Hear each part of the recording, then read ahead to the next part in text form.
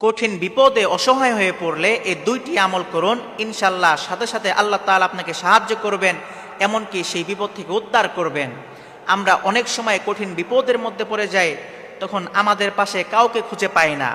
একটা কথা মনে রাখবেন, স্বর্ণের পরিচয় পাথরে ঘষলে আর বন্ধুর পরিচয় বিপদে পড়লে। আপনার বিপদের সময় যে আপনার পাশে থাকবে সেই হলো আপনার আপনজন। আপনার বিপদের সময় যদি দেখেন সব দরজা বন্ধ হয়ে গিয়েছে, আপনি কাউকে পাশে পাচ্ছেন না, তখন আপনি একটা কথা মাথায় রাখবেন, আল্লাহর দরজা সবসময় খোলা আছেন। কারণ আল্লাহ তাআলা পবিত্র কোরআনের মধ্যে বলেছেন, ইন্না মাআল উসরি ইউসরা, নিশ্চয়ই দুঃখের পরে সুখ রয়েছে।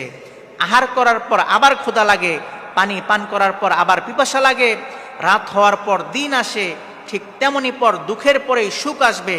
এজন্য হতাশ হওয়ার কিছু নেই। যখন বিপদে পড়বেন তখন আল্লাহর উপরে ভরসা রাখবেন। যে ব্যক্তি আল্লাহর উপর ভরসা রাখে সে কখনো একা হয় না, স্বয়ং আল্লাহ তাআলা তার পাশে দাঁড়িয়ে যান। এটা আমার কথা নয়, আল্লাহ তাআলা নিজেই পবিত্র কোরআনের মধ্যে বলেন, ওয়ামান ইয়াতাওয়াক্কাল আলাল্লাহ ফাহুয়া হাসবুহ, যে ব্যক্তি আমার উপর ভরসা রাখে আমি আল্লাহ তার জন্য যথেষ্ট হয়ে যাই। এজন্য যখন কঠিন বিপদে পড়ে যাবেন তখন আল্লাহর উপর ভরসা রাখবেন এবং এই দুইটি আমল করবেন। এক নাম্বার, বেশি বেশি ইস্তেগফার পাঠ করবেন। যত পারেন ততবার ইস্তেগফার পাঠ করবেন, কারণ ইস্তেগফারের মধ্যে এত ফজিলত রয়েছে যা আপনি পরিকল্পনাও করতে পারবেন না। ইস্তেগফার পাঠ করার মাধ্যমে গুনাহ মাফ হয়ে যায়। ইস্তেগফার পাঠ করার মাধ্যমে বিপদ আপদ বালা মুসিবত দূর হয়ে যায়।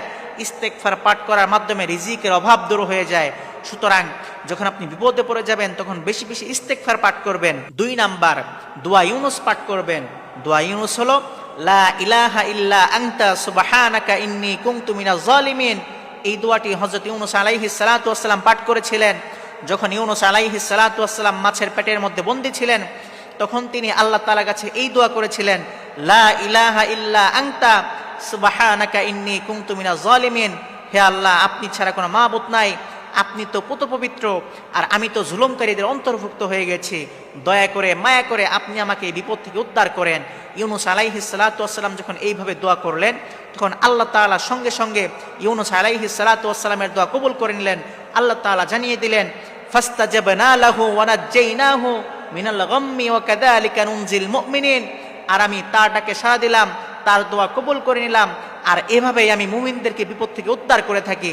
সুতরাং আপনি যখন কঠিন বিপদের মধ্যে পড়ে যাবেন তখন এই দুইটি আমল করবেন। 1 নাম্বার, বেশি বেশি ইস্তেগফার পাঠ করবেন। 2 নাম্বার, দোয়া ইউনুস পাঠ করবেন। আপনি যদি এই দুইটি আমল করতে পারেন, ইনশাল্লাহ আপনি যত কঠিন বিপদের মধ্যে পড়েন না কেন, আল্লাহ তাআলা আপনাকে সাহায্য করবেন, আল্লাহ তাআলা আপনাকে সেই বিপদ থেকে উদ্ধার করবেন।